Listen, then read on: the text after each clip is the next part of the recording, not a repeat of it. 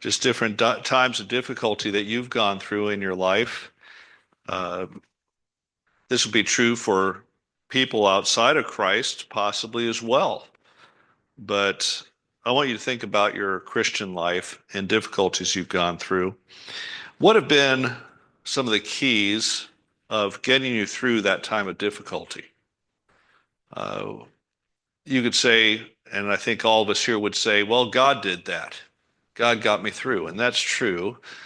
Uh, there are certain direct interventions of God in answering prayer, but God also uses different elements. Uh, what would be some of those? Well, part of it could be just His grace that we experience to overcome temptation, to resist the attacks of wicked men. That's important. That's a work of grace by the Spirit of God. But if you think about it, besides intervention directly into your situation, let's say a provision. Have you ever had a provision of the Lord or healing for illness? Um, or the work of God in your own soul to strengthen you against temptation or to encourage you in times of despair? What else has God used? What has been one of the key instruments in your life? I don't know if it's true for you, but for me, in most every case, it has been a friend. That's been key. I could even say that, and this is why I say that this is not isolated to just believers. I remember when I was going through some terrible difficulties. My dad had passed away. I moved out on my own, and I started working at a car dealership, and I was really kind of lost my way, even from the world's perspective. And there was a guy there, David Pacheco, and David befriended me, and he was like an uncle to me, and he took me in. And it really was a help to me. He was older. He was probably at the time 35 or so. I was just about 18. And he befriended me and just kind of helped direct me on my path. And I can remember him. He was a Latino guy, and he was shorter than me, kind of stocky fella. And he would always, he had this great mustache. And he always loved to come up and take his arm and put it up around my shoulder like this and talk to me. And that was a real help.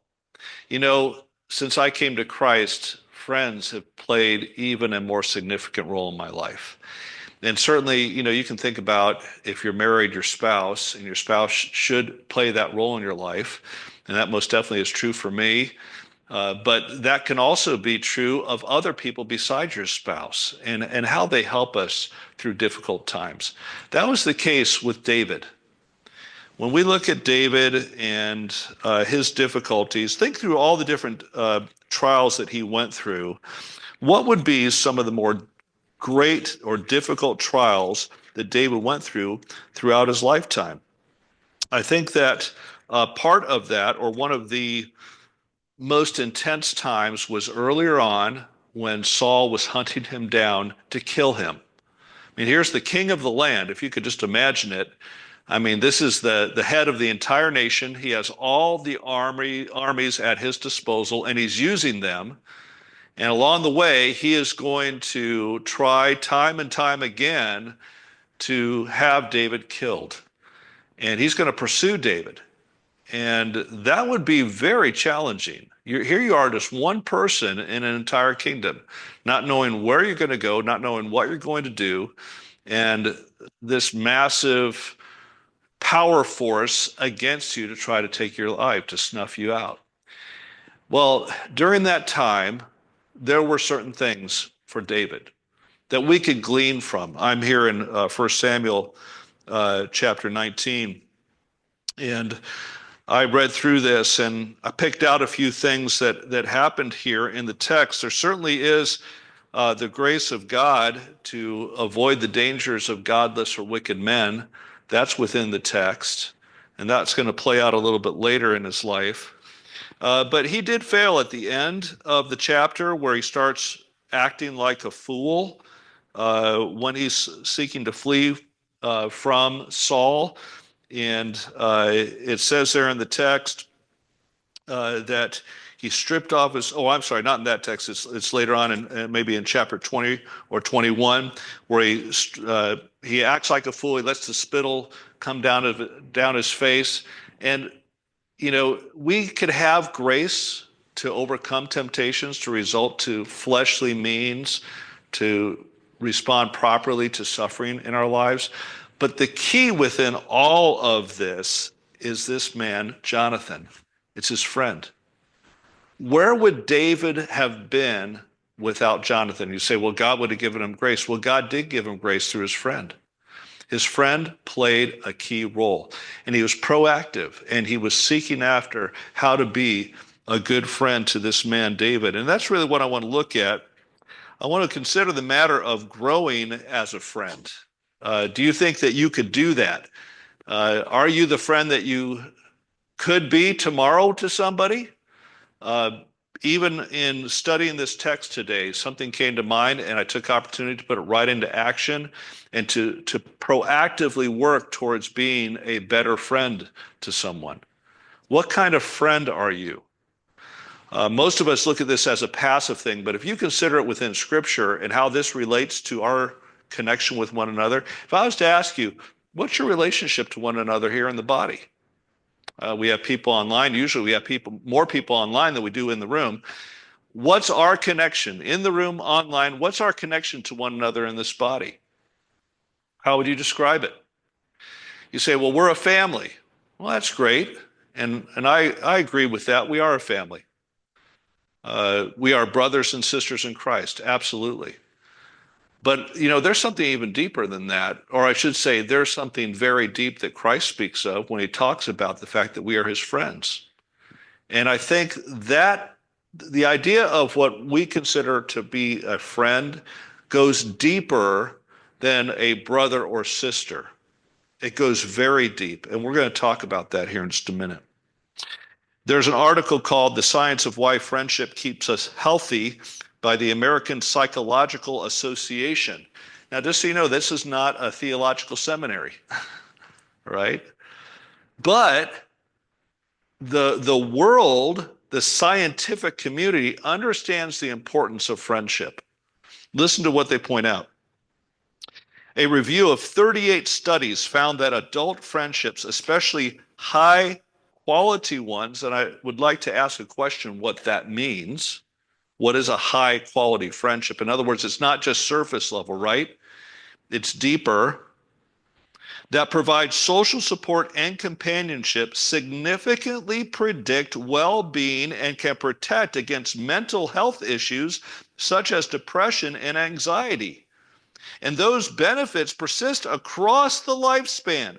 People with no friends or poor quality friendships, in other words, that's another kind of friendship, there's high quality and poor quality, are twice as likely to die prematurely.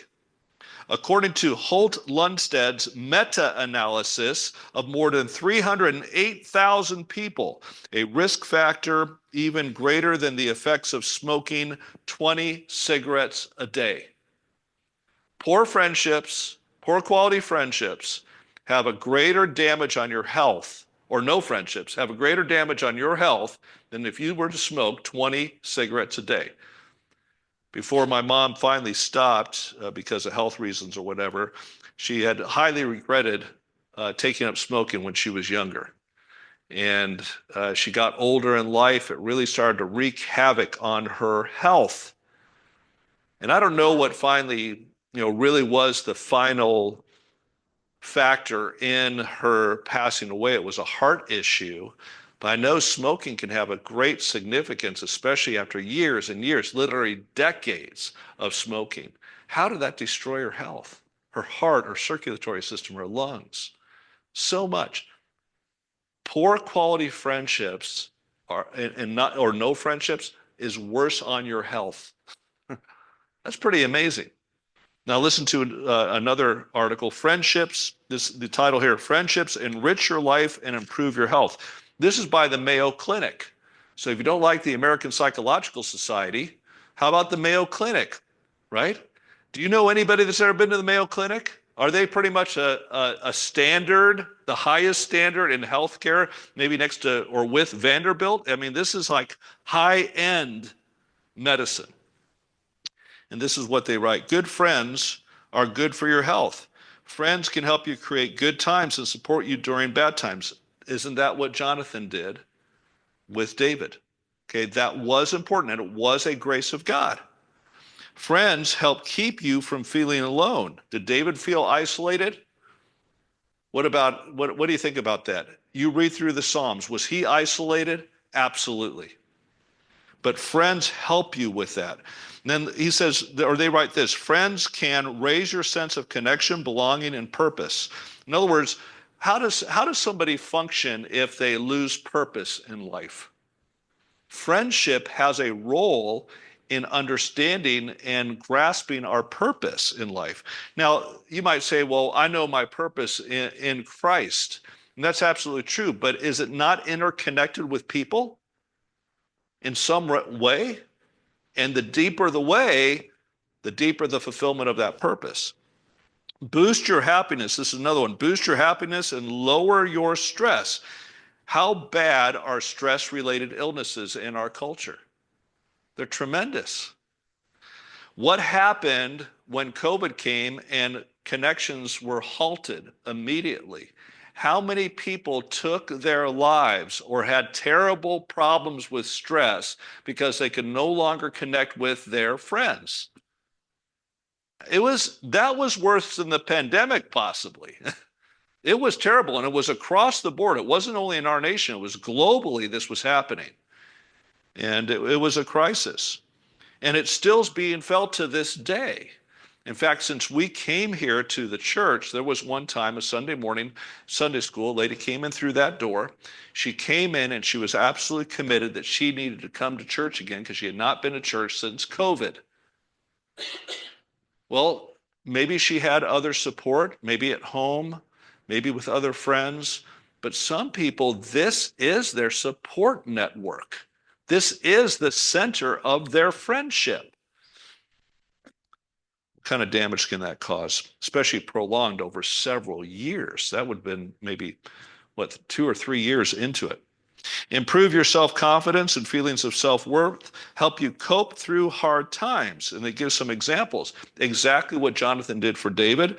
Urge you to change or avoid bad habits that aren't healthy. Did you know friends can have that influence on you? We're going to talk about that in just a minute as well. Go on to say, friends also play a big role in your overall health. Adults with strong social connections have lower risk of many health problems, including depression, high blood pressure, and unhealthy weight.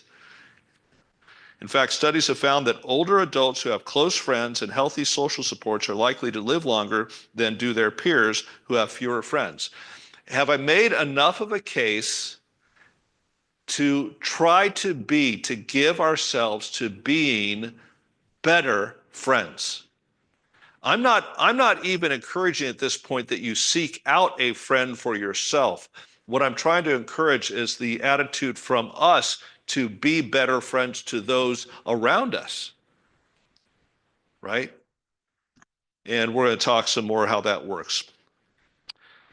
Being a good friend is one of the keys to a solid, meaningful friendship.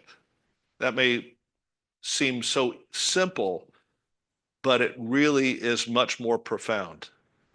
Being a good friend is key to a solid, profound friendship by being a good friend. In other words, so many times in friendships, we're looking for something back towards us, and this perspective is looking us towards the other person, and that's how we develop a deep, profound friendship, and that is a mutual relationship. But would you say this, that being a good friend is natural? Is it a natural thing to be a good friend? I don't think so. Most of us were born with something that makes us naturally self-centered and self-absorbed.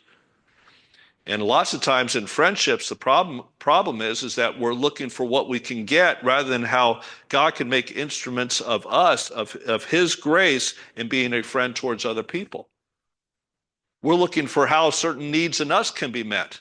That's the natural man. That's not in Christ.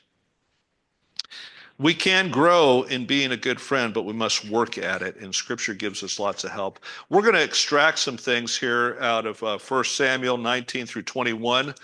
But as we look at it, what I want to do is I want to go into some other scriptures. And if you look at your sheet, we have 7 elements of what we can look at to grow as a friend. So very first one is simple. It's the matter of presence. Presence. You want to grow as a friend, grow in the presence you have with that person.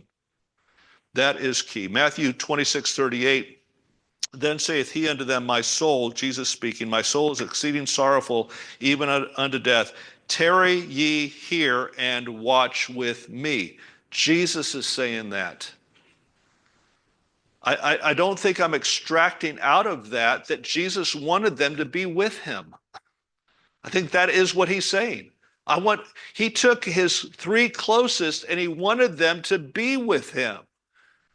And it was because of the sorrow he was wanting their presence. If you look at this text, let's just look over at chapter 20 and verse 1. And David fled from Naioth and Ramah and came and said before Jonathan, what have I done? And from verse 1 on until almost half this chapter, it's going to be a dialogue between Jonathan and David. David was in terrible stress, strain, suffering, and Jonathan was there for him. One friend who was going through a terrible time of suffering said this to us, that the silence was deafening. What was she speaking about? Well, in her suffering, the people who were apparently supposed to be close to her, several of those never showed up. And she said that silence, them not being present with her, was deafening. Can we sit with somebody who is suffering? Can we just be there with them? Somebody who's depressed or discouraged or troubled. Can we sit with them and then in this way, without words of correction? Or without this compelling need in our soul to say something that they need to do? Recently, this has really struck me, and I'm going to probably say more about this in the future. I think it was from something that maybe Christine and I were listening to about the matter of Christian counseling and how to help people. And it really struck me that one of the things that I just feel compelled to do when I am with somebody, with a friend that is suffering or discouraged or in some need, is I feel like I need to tell them something to do. And often I minimize it. Let me give you an example. I might say to them, instead of just sitting there and allowing them to share their hearts, and I might say something like, you just need to simply pray. Now, I'm trying to minimize the difficulty of what I'm saying to them. I'm trying to show them that it's so easy. But at the same time in doing that, one is I just gave somebody who's already well overloaded with suffering another thing to do. I've just put a weight on them. And I actually minimized it as something that they should have known about or are also already failing in. I just told them they're failing in that. And it's so simple and it's so easy, and you're in your suffering, and this is the key, and you're failing in this very simple thing. You just need to simply do this.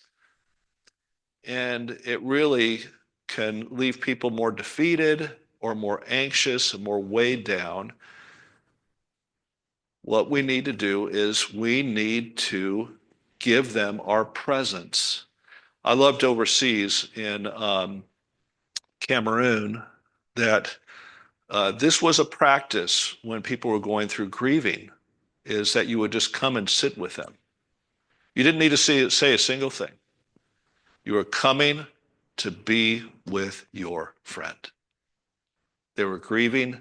You were coming to be with them. And I don't know if you've known people that have been grieving in the past or under some difficulty, and you just come and you're there with them. You can, if they want to talk about something, you talk about it. If they invite you in to share encouragement, you do that. And we're going to talk some more about encouragement in just a minute and how to do that in a good way. But just let's look at the first point. Are we spending time with our friends? Are we engaging towards them in that way? Secondly, communicate with listening. Communicate with listening. If you look at 1 Samuel 20, verses 1 to 23, there's a lot here where David is talking. Now, Jonathan is going to say some things, and we'll comment on that. But a lot of it is communication. It is back and forth. But there's a lot of listening on Jonathan's part. We don't have a discourse by Jonathan. Can I tell you where I fail many times? I fail many times in that they speak for 1 minute, I speak for 20 minutes. They give me their problems. They pour out their heart for 60 seconds. I give them a 30-minute dialogue. I just don't see that as the best way of ministering to people, and I know I fail in it myself, and I can tell you when I have been in times of suffering and trouble, and I've just needed that to pour out my soul to my friend. Oh, I'm just so thankful for the friends that understood that in maturity and would just listen. It wouldn't be that they would be silent. They'd be engaging with me. And there would be a way in which this would open up my heart to receive encouragement, but they would listen to me. Have you ever done this where you've opened up your mouth too soon and the person that you're trying to encourage, they just don't really feel that you understand them yet? Right? I say that out of experience because I've done it. Communicate with listening. How much time does your friend need to connect? Let's put together presence and communicating with listening. How much time does your friend need to connect with you? I was doing some research. This is secular research, but I found it kind of interesting. One research found out that in order to make a meaningful connection between two friends, it needs to be 8 minutes. Now, obviously, there will be some range in there, okay? But I practiced that this afternoon. I called a friend of mine, and I shared that point with them. I said I just wanted to connect with them for 8 minutes. And it was meaningful. I found out something that we have been praying for this family that I had no idea how God was working. I found out a great answer to prayer and a continued need for more precision in prayer about that issue. I found that out today. This is a close friend of mine. I had no idea. And you know what that friend asked me? That friend asked me how I'm doing. Well, I can tell you I failed in the 8 minutes. It was a 30-minute conversation. So some of us need more, maybe. I don't know. Some of us might need more. Why does listening make for a deeper relationship? It's only by listening that we can come to know, understand, empathize with, show compassion to, and love our friends. We've got to listen to love. And then thirdly, strengthening. Strengthening. This is, and I'm not saying that there isn't a place. You might think by the matter of presence and communication with listening and some of my comments that I mean to say that we can't speak a word. I'm not saying that, but now we're getting to it. We're going to even get to some other aspects of communication, but let's think about this. What do I mean by strengthening? What I'm talking about is encouraging your friend. What I'm talking about there is the word encourage means to put courage into somebody, to put courage into their heart. It's interesting. This is just common. It says right in the text, or in another text in 1 Samuel 23, Jonathan's son, Saul's son, arose and went to David in the wood and strengthened his hand in God and said unto him, Fear not, for the hand of my father shall not find thee, and thou shalt be king over Israel. So he strengthened his hand in God. He told him not to fear, and he assured them that God would fulfill his word and he would be king. Why does the Bible say that two are better than one? Well, part of it says this, for if they fall, the one will lift up his fellow. Well, we don't always physically fall. We most often what? We fall in our soul. And we need part of that friendship is, yes, to be with them, to communicate. There is dialogue, but a lot of listening. Get to know their heart and what's going on there. But then an encouragement is to put courage into their soul. That is the way that we lift them up. How can we put courage in the heart of our friends? How does God encourage us? Well, one text, I think we can lay this out more fully, but one text is this: Have not I commanded thee, be strong and of a good courage, be not afraid, neither be thou dismayed, for the Lord thy God is with thee whithersoever thou goest. Now, in that text, in Joshua 1:9, I don't think that those commands are like things to do. Those commands, be strong and of good courage, be not afraid, neither be thou dismayed, those aren't things to do. They are intended, or they are the response, they're the consequence of this. The Lord your God is with you. The Lord your God is with you. The Lord your God, in your suffering, he is with you. He will fulfill his word. He will be faithful to you. You will know his presence. He will show you his goodness and his kindness. The Lord your God is with you. He knows exactly what you're going through. He knows every bit of pain you've been suffering. He knows your fears. He hears your prayers. The Lord your God is with you. And the consequence to that is strength and good courage.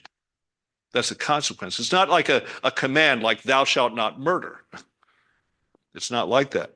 It really is the consequence of this truth. So then we have this. We have presence, our presence to our friends. We need to focus and grow in that. Grow in communicating with listening. Grow in how to strengthen our friends, to encourage them. And then prayer. Pray for your friend. Philippians 1:19, Paul says, I know that this shall turn to my salvation through your prayers. People were praying for him, and that was a great encouragement to him. It wasn't static. It wasn't stoic. It was relational. And these were people that cared about him, and he knew that, and they were praying for him. He coveted those prayers. They were being a friend to Paul. They were being a friend to him in praying for him. He asks for prayer in Ephesians 6. Have you ever shared with your friend that you are praying for them? They probably would be encouraged by that. But much more than that is really taking it as a serious matter and seriously praying for them. Now, I've shared this with you before on a couple of occasions. I'll share it with you another time. I can tell you, when my friend Brad said to me, Eric, I want you to know I have been fasting and praying for you in this situation. I tell you what, I have a deep relationship with that guy. And part of it was he showed himself as a true friend. And then fifthly is to help. You might say, what do you mean by help? Well, I had another word there, but I took it out because it's too, I don't know, it's too rough. It's a rough word. The word was confrontation. but I don't know that that's what I'm really trying to relate. I'm talking about helping. So it says this in Proverbs 27:5 and 6. Open rebuke is better than secret love. Faithful are the wounds of a friend, but the kisses of an enemy are deceitful. Have you ever been helped to see an error in your way by a friend? Better yet, have you ever been such a friend to another? Now, there's a right way and wrong way of doing this. Listen to this out of Galatians 6. Brethren, if a man be overtaken in a fault, you which are spiritual, restore such a one in a spirit of meekness, considering thyself, lest thou also be tempted. For ideas there, it requires a spiritual man or a spiritual woman to respond to the needs in a friend's life in a spiritual way. Right? Secondly, the focus of any word of open correction should be greater usefulness for my friend. Third, the spirit of a good friend will always be humble, patient, and under control. And fourthly, all words of correction will be filtered first through self-examination. Man, you see your friend and there's a need there. Do you recognize maybe not the exact issue, but do you recognize in yourself the same kinds of problems?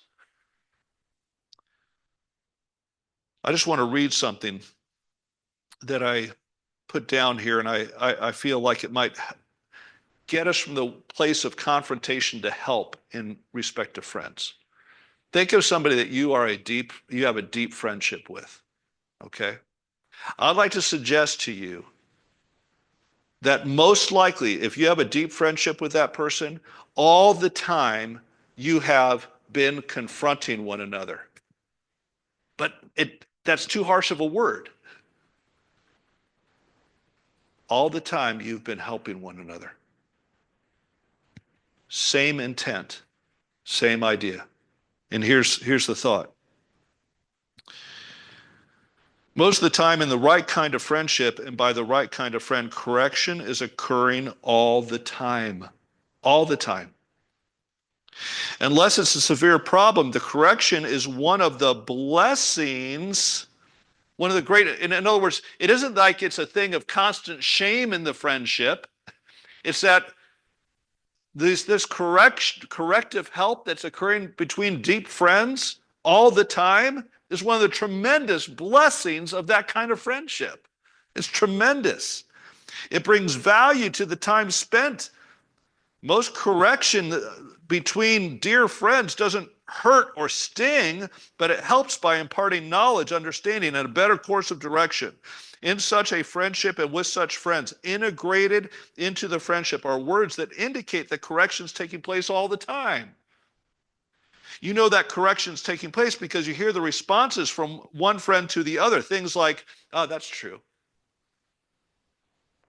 Why did he just say that to his friend? Because the friend just corrected him. It might be, I can see that. Yeah, you're right about that. You know, that's a better way of looking at that. Yeah, I can see what you're saying. Yeah, I shouldn't have done that. That's happening all the time. Between dear friends, this type of corrective help, this type of open rebuke is happening all the time. And it's the thing that adds such a blessing and weight of depth and meaning to the friendship. It's because that's taking place. So that when these two kinds of friends get together for a coffee, they both go away because of their interaction different, affected by one another. It's amazing. Now, every instance of correction doesn't require the same manner of seriousness, and obviously there are times when it is more serious. I'd like to give you an illustration from a book. This actually is from a movie. I'm going to share that with you, but I went to the book because I wanted to be a little bit more scholarly. It's a Jane Austen classic called Emma from the years ago. What would that have been? The Elizabethan period in England? Is that what it would have been? Long time ago in England. This main character, Emma, did something wrong against a lady a little bit older than her. Now Emma had just gone into maybe her early adulthood, and this lady had known her since she was a little baby, and she was older, and she was poor, and Emma was rich. And in a public time at a picnic, Emma insulted her in front of everybody. Emma had another friend, a little bit older than her, that was raised and lived right nearby where Emma lived, a wealthy man by the name of Mr. Knightley, who was also there at this picnic. Mr. Knightley tried to take the lady who was insulted and take her out to go wander around and to comfort her and so forth for the insult that Emma brought against her. But Mr. Knightley and Emma were great friends since their childhood, even though Mr. Knightley would have been a little bit older. Great friends since their childhood, and really knew each other very well. And I want to come in to a point, and I'm not going to read all of it, but where Mr. Knightley then at that picnic at the close of it is going to confront Emma. Listen to what Jane Austen is picking out about good friendship. Emma, he says to her, I must once more speak to you as I have been used to do, a privilege rather endured than allowed, perhaps, but I must still use it. What privilege is he talking about? Corrective help. I cannot see you acting wrong without a remonstrance. Remonstrance, that's a big word. That's a four-letter word or $4 word. I should have looked that up and figured out. I think that has the idea of rebuke. Does anybody have a vocabulary here that's broader than the 8th grade? I never use that word, but remonstrance, I think it means without a rebuke. We'll have to. We don't have an English teacher here that's ready to help me with that. So how could you be so unfeeling of Miss Bates? Now, Emma's going to reject this attempt to correct her, but he's going to insist. I assure you she did. That is, she did feel what you said. She felt your full meaning. She talked of it since. Emma resists that correction a second time, and after a third reproof, Mr. Knightley says to Emma, it was badly done indeed. Then he goes on, this is not pleasant to you, Emma, and it is very far from pleasant to me, but I will tell you truths while I can, satisfied with proving myself your friend by very faithful counsel, and trusting that you will sometime or other do me greater justice than you can do now, because she was rejecting his words. Do you see how Jane Austen's picking this up? He has to come and give her a word of remonstrance, correction, and he's saying, I'm going to take this as something that I can do now while I'm able to demonstrate to you that I am your faithful friend. And there are times when it does get to be harder and is more weightier, but deep friends have this going on all the time, and it's wonderful, and it's a blessing to the relationship. And then sixthly is to be vulnerable. What is one of the greatest blessings of a deep, meaningful relationship? Vulnerability. Do you know what vulnerability is? I do have a definition on this one. It is, listen to this, it's different from transparency. Vulnerability is this: the quality of or state of being exposed to the possibility of being attacked or harmed. A deep friendship, you want to develop a deep friendship with somebody, you show yourself vulnerable with them. You open your heart to them. And you might say, yes, but what will they think of me? They will judge me. They will do that. That's part of vulnerability. You are trusting to them something of your heart. A friendship is a place where you can be exposed to the possibility of being attacked and harmed, yet you know that it won't be. One contemporary philosopher in the United States said this: we don't build trust by offering help, we build trust by asking for it. And when you show yourself vulnerable, when you speak of something in your own soul, you're asking for trust. Because you just laid something out that they could use to harm you. The Apostle Paul did this. He speaks about his sinfulness in Romans 7. In James chapter 5, we're commanded to confess our faults one to another, obviously a matter of vulnerability. And Jesus Christ himself brought himself to his disciples and said, I am sorrowful even unto death. He was vulnerable with what was overwhelming his soul at the time. And then lastly, it's the matter of sacrificial love. Growing as a good friend in presence, communicate with listening, strengthen with encouragement, prayer, have confrontational help, be vulnerable, and sacrificial love. Here it says in 1 Samuel 18, Jonathan loved David as his own soul. It says that twice. Jesus says, greater love hath no man than this, that a man lay down his life for his friends. What does love do? What does it do? What's that? Love acts. What's that? Love acts sacrificially.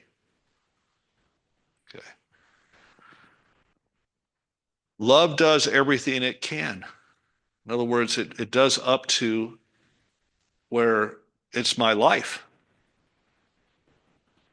Up to my life. It does that which is necessary. It does things beyond necessities. And in the end, love compels us to give our lives for those we love. So how can we look at maybe this coming week? Well, take me for example. Today, as I was meditating on this and working on this, I called a friend. I hadn't talked to that friend in a while. He's a dear friend of mine. He's somebody that we definitely have mutual vulnerability and depth. I pray for him on a regular basis. I can share that with him and tell him with certainty, I pray for him on a regular basis. And today, he opened up his heart and he shared it with me, and I shared my heart with him. We spent a precious 30 minutes together. I don't know what tomorrow might have for me, but I know I want to grow in this. Would you come on that same journey and try to grow? Are there opportunities within our church to grow in our friendship towards other people here? Not for what we can take, but for what we can give to them. Let's give ourselves as friends to those within our church. Let's pray. Father, thank you for your grace. Just pray